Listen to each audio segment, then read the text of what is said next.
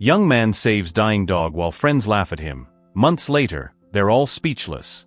The bitter January wind howled through the concrete canyons of Brooklyn, carrying with it the kind of cold that seemed to slice straight through to the bone.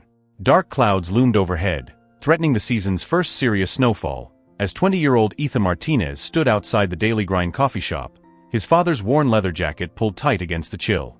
The jacket, like the hollow ache in his chest, was a constant reminder of what he'd lost 6 months ago. Richard Martinez had always been larger than life, a firefighter who believed in running toward danger while others ran away.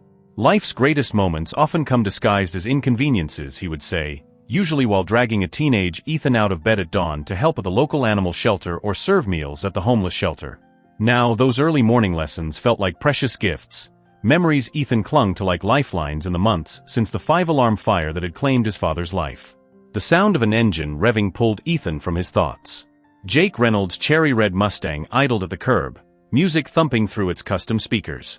In the back seat, Trevor Mitchell and Marcus Wong were already comfortable, Marcus typing away on his phone while Trevor took a selfie with his designer coffee. Jake called out, his impatience visible even through the car's tinted windows. "Movie starts in 30, man. Let's roll." Ethan raised a hand in acknowledgement, but something caught his attention. A shadow, a movement, perhaps just a trick of the light in the narrow alley between the Daily Grind and the abandoned hardware store next door. In the 6 months since his father's death, Ethan had developed an almost compulsive need to investigate such things, as if every unexplored detail might somehow contain a message from his dad. "Just give me a minute," he called back, already moving toward the alley. Trevor's voice carried from the car. "We're gonna miss the previews."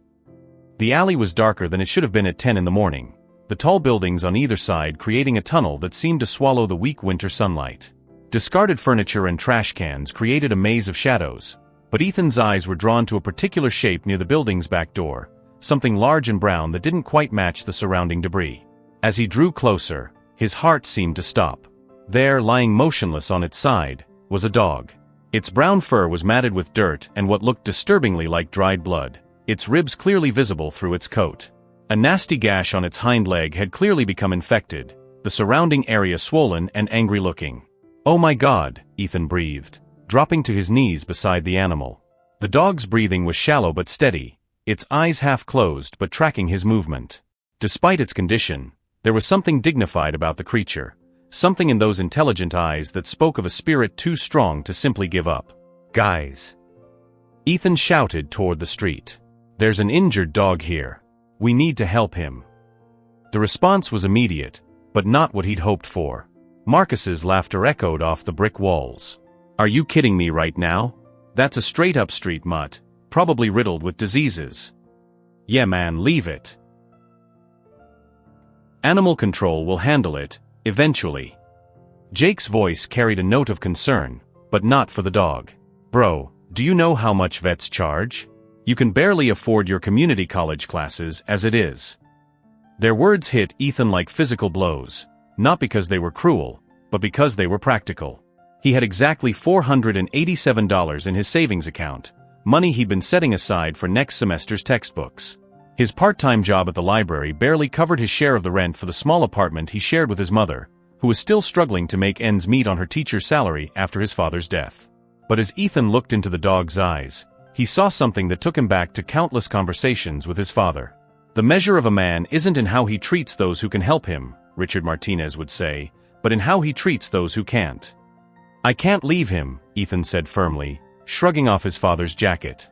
The cold immediately bit through his thin sweater, but he didn't hesitate as he carefully wrapped the jacket around the dog's trembling form. The animal whimpered softly but didn't resist, instead looking at Ethan with what seemed like a mixture of fear and hope. "Your funeral, man," Jake called out. "But we're not missing this movie. Text us if you don't die from rabies or whatever."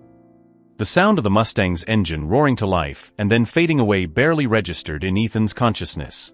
He was already pulling out his phone, searching for the nearest veterinary hospital.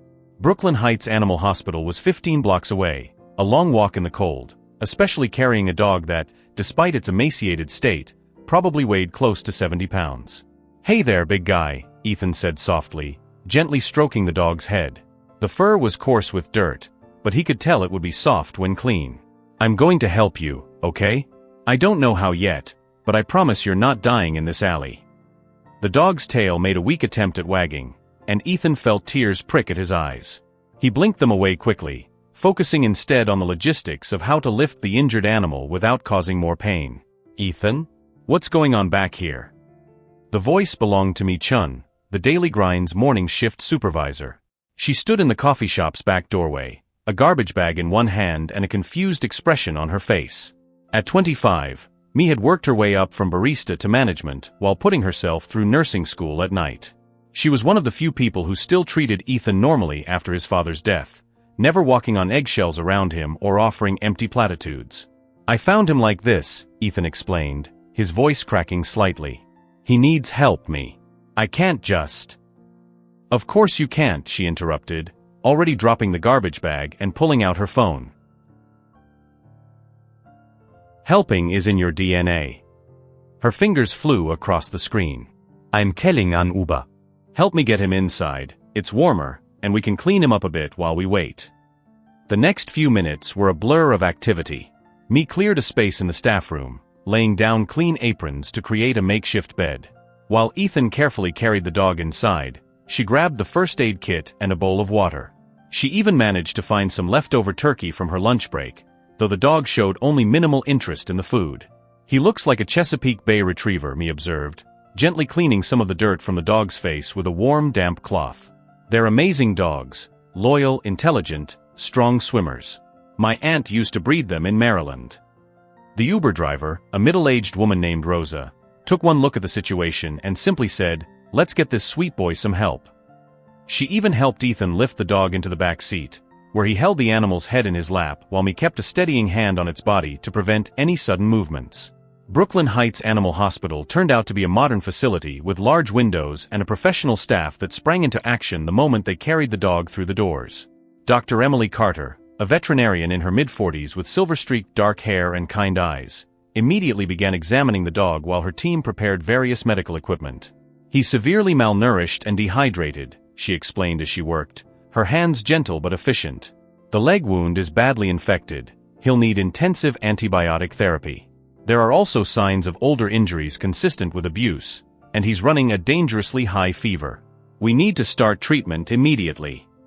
Ethan's heart sank as Dr. Carter continued listing the necessary treatments for antibiotics, wound debridement, blood work, possible surgery for the leg, extended hospitalization. The estimated cost was well over $5,000, and that was just for the initial care. I don't have that kind of money, Ethan admitted, the words feeling like ashes in his mouth. But please, you have to help him. I'll figure something out. I can work extra shifts, set up a payment plan, anything. Dr. Carter studied him for a long moment, then smiled softly. You know, I knew your father. He brought in an injured hawk once, found it on a routine call, insisted on getting it proper care even though it wasn't technically part of his job. She turned to her team. Let's start treatment now. We can figure out the payment details later. Over the next several hours, Ethan watched through the observation window as Dr. Carter and her team worked to save the dog's life. Mi had to return to work, but not before helping Ethan set up a GoFundMe page and taking several pictures of the dog for social media. What are you going to call him? She asked before leaving. Ethan thought about it, watching as the medical team carefully cleaned and treated the dog's wounds. Despite everything he'd been through, there was something incredibly gentle about the animal, something that reminded him of the way his father used to approach scared children during rescue operations. Buddy, he said finally. His name is Buddy. That evening, as Ethan sat in the waiting room filling out paperwork, Dr. Carter brought him an update. He's responding well to the antibiotics, and we've cleaned and stitched his wounds. The infection in his leg is serious, but we're hopeful we can save it. He's not out of the woods yet, but he's a fighter. In the recovery area, Buddy lay on a clean bed, connected to various monitors and 4 lines. Parts of his fur had been shaved to treat his wounds, making him look even more vulnerable. But when Ethan approached, his tail thumped weakly against the bed, and his eyes, now clearer thanks to the medications, followed Ethan's every movement. Hey buddy, Ethan said softly, carefully petting the areas of the dog's head that weren't connected to any medical equipment. You're safe now. I've got you. That night, after returning home to his worried mother, Ethan spent hours working on Buddy's GoFundMe page. He shared their story in detail, including the pictures Me had taken and explaining how he'd found Buddy in the alley. Before going to bed, he posted the link on various social media platforms, hoping to raise at least enough to cover the initial treatments. The response was beyond anything he could have imagined. By morning, the GoFundMe had gone viral. Local news stations were calling, animal rescue organizations were reaching out with offers of support, and donations were pouring in from around the world. People shared their own rescue stories in the comments, creating a chain of compassion that seemed to take on a life of its own. Among the messages was one from Cynthia Lee, a renowned photographer known for her work with animal shelters and her powerful photo essays about the human-animal bond. She offered to do a professional photo shoot of Buddy once he was stronger, free of charge. "Your story touched my heart," she wrote. "The way you stopped to help when others walked by, that's the kind of compassion this world desperately needs more of. I'd be honored to help document Buddy's journey." The photo shoot took place 2 weeks later, once Buddy was strong enough to sit up for short periods. Cynthia had a gift for capturing moments of connection, and her images of Ethan and Buddy touched something deep in everyone who saw them. There was one photo in particular, Buddy resting his head on Ethan's lap, their eyes meeting in a moment of absolute trust, that seemed to perfectly capture the essence of their bond. As Buddy's story spread, the support continued to grow. The GoFundMe eventually raised over $25,000, enough to cover all his medical expenses and set up a fund for his future care. But more valuable than the money were the connections formed through their story. Mr. William Thompson, a Vietnam veteran who ran a local rehabilitation center for traumatized dogs, reached out to offer his services. "I've been working with dogs for over 30 years, he wrote, "and I've learned that the ones who've been through the most often have the most love to give. When Buddy's strong enough, I'd be honored to help with his rehabilitation." Buddy's physical recovery was gradual but steady. The infection in his leg cleared, his wounds healed, and slowly he began to gain weight. His personality emerged too, gentle and patient, with an almost supernatural ability to sense when someone was upset or in pain. He had a particular fondness for children, showing infinite patience with even the most energetic kids who visited him during his recovery. Dr. Carter was amazed by his progress. "In 20 years of practice, I've rarely seen such a remarkable recovery," she told Ethan during one of their many visits. "But I think having someone believe in him made all the difference." As Buddy grew stronger, Ethan spent every free moment at the hospital. He'd bring his textbooks, studying while Buddy napped nearby. The dog's presence helped fill the void left by his father's passing, giving him a sense of purpose he'd been missing. Through caring for Buddy, Ethan began to heal too. 3 months after finding Buddy, Ethan received a call from Good Morning America. They wanted to feature their story in a segment about everyday heroes and the healing power of the human-animal bond. The producer had seen Cynthia's photographs and been moved by the transformation documented in them, both Buddy's physical recovery and the light that had returned to Ethan's eyes. The morning of the interview, Jake, Trevor, and Marcus watched from their homes as Ethan and Buddy appeared on national television. Buddy, now healthy and strong, sat proudly beside Ethan, his brown coat gleaming under the studio lights. The transformation was remarkable. Gone was the dying dog from the alley, replaced by a magnificent animal whose eyes shone with intelligence and love. During the interview, Ethan shared how Buddy had changed his life. "Everyone thought I was crazy for stopping that day," he said, scratching behind Buddy's ears. "But sometimes the best decisions look crazy to others. My dad always said that kindness is never wasted, and Buddy proved him right." The segment ended with an announcement that touched Ethan deeply. Inspired by their story, several local businesses and animal welfare organizations had come together to help Ethan establish Chingu Haven, a center that would combine animal rehabilitation with therapy services for people dealing with grief and trauma. Mr. Thompson offered to serve as lead trainer and program director, while Dr. Carter agreed to be their veterinary consultant. The name Chingu, Korean for friend, was suggested by me, who had become one of their strongest supporters throughout the journey. The day Chingu Haven opened its doors, Ethan's former friends were among the first visitors. Jake approached hesitantly, clearly uncomfortable. "Man, I was wrong," he said, watching as Buddy Gentle played with a group of children from the local grief support group. "What you did, it was amazing. I'm sorry we weren't there for you." Similar apologies followed from Trevor and Marcus, but Ethan harbored no resentment. As he watched Buddy work his magic with visitors, sitting quietly beside those who needed comfort, playing with those who needed joy, he understood that everything had happened exactly as it should. 1 year after that cold January morning, Chingu Haven had become a beacon of hope in the community. The center had helped rehabilitate dozens of dogs and provided support to countless people struggling with loss and loneliness. Buddy, now officially certified as a therapy dog, had an uncanny ability to sense when someone needed comfort, often sitting quietly beside grieving visitors or gently encouraging withdrawn children to play. The center's success led to partnerships with local schools and hospitals, bringing animal-assisted therapy to those who needed it most. They even started a program working with junior firefighters, teaching them about animal rescue and first aid, a program that would have made Richard Martinez proud. On quiet evenings, Ethan would sometimes sit in the center's memorial garden, a peaceful space dedicated to his father and all those who had shown kindness to animals in need. Buddy would lie beside him, head resting on his lap, both of them watching the sunset paint the Brooklyn sky in shades of gold and pink. In these moments, Ethan could almost hear his father's voice. "See, son? The biggest miracles often start with the smallest acts of kindness." Looking at Buddy, healthy and happy, surrounded by the community they'd built together, Ethan knew his father would be proud. What had started as one young man's decision to help a dying dog had grown into something far bigger, a reminder that even in our darkest moments, hope and healing are possible if we just open our hearts to them. The impact of Chingu Haven continued to grow beyond anything Ethan could have imagined. Local news stations regularly featured their success stories, and other cities began reaching out for guidance on starting similar programs. The center became known as a place where second chances weren't just possible, they were guaranteed. One particularly memorable case involved a 7-year-old girl named Sarah, who hadn't spoken since losing her mother to cancer 6 months earlier. Her father brought her to Chingu Haven as a last resort, having tried traditional therapy without success.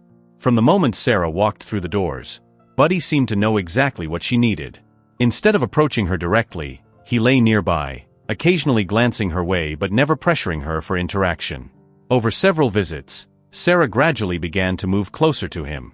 Then one day, while sitting beside Buddy and stroking his soft fur, she looked up at her father and spoke her first words in months. "Mom would have loved him." Stories like Sarah's became common at Chingu Haven. The center developed specialized programs for veterans with PTSD, children with autism, and elderly residents dealing with isolation.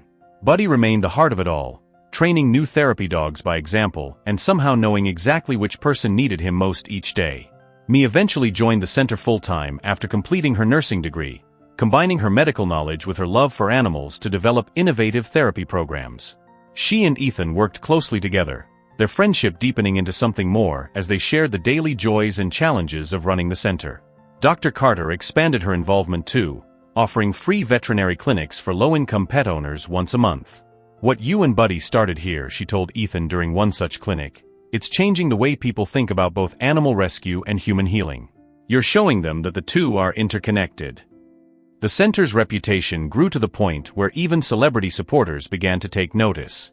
A famous rock star who had publicly struggled with depression visited incognito and later became one of their biggest donors, helping to establish a fund for emergency veterinary care for rescued animals. On Buddy's adoption anniversary each year, Chingu Haven hosted a community celebration that became one of Brooklyn's most anticipated events. Hundreds of people would gather to share stories, celebrate successful adoptions, and honor the special bond between humans and animals. Local restaurants donated food, musicians performed, and families brought their own rescue pets to join in the festivities. During one such celebration, as Ethan watched Buddy playing with a group of children in the center's fenced yard, Jake approached him with news. He was starting veterinary school in the fall. "Watching you and Buddy," Jake explained, "it made me realize what I wanted to do with my life. Sometimes it takes seeing someone else's courage to find your own." Trevor and Marcus had also been transformed by witnessing Buddy's journey. Trevor now volunteered at the center regularly, photographing the animals for adoption profiles, while Marcus used his social media expertise to help spread awareness about animal rescue and rehabilitation. As Chingu Haven approached its second anniversary, Ethan received an unexpected letter. It was from the fire department where his father had served, informing him that they were establishing a new protocol for animal rescue during emergency situations. They were calling it the Martinez Protocol, in honor of both Richard's compassion for animals and Ethan's work with Buddy. "Your father believed that saving lives meant all lives," the fire chief wrote. "Through Chingu Haven, you've shown us that his spirit lives on." That evening, as Ethan shared the news with Buddy during their usual sunset ritual in the memorial garden, he reflected on how much had changed since that cold January morning. The scared, dying dog from the alley had become a beacon of hope for countless people. And the directionless young man, grieving his father's loss, had found his purpose. Buddy, now gray around the muzzle but still dignified and gentle, pressed his head against Ethan's leg and looked up at him with those same intelligent eyes that had captured his heart in the alley. But now, instead of pain and fear, they reflected only love and contentment. "Yeah, buddy," Ethan whispered, running his hand through the dog's soft fur. "We did more than good, didn't we? We built something beautiful." As the sun set over Brooklyn, casting its golden light over Chingo Haven, Ethan thought about all the lives that had been touched, all the healing that had taken place, all the connections that had been formed. He thought about how a single moment of kindness could ripple outward, touching lives in ways you could never predict. The story of the young man who saved a dying dog while his friends laughed had become something more, a testament to the transformative power of compassion, the strength of community, and the unbreakable bond between humans and animals. It served as a reminder that sometimes the most meaningful journeys begin with a single act of kindness, especially when others think you're crazy for trying. In the end, that's what changes the world. One heart, one choice, and the courage to believe that love is always worth the risk. And as Buddy had proved time and time again, when you save another life, you often end up saving yourself in the process. The legacy of that cold January morning would continue to touch lives for generations to come, a living testament to Richard Martinez's wisdom about life's greatest moments coming disguised as inconveniences. Through Chingu Haven, Ethan and Buddy had created something that transcended their individual story, a place where hope was always alive, second chances were always possible, and the healing power of love knew no bounds. And that, perhaps, was the greatest miracle of all.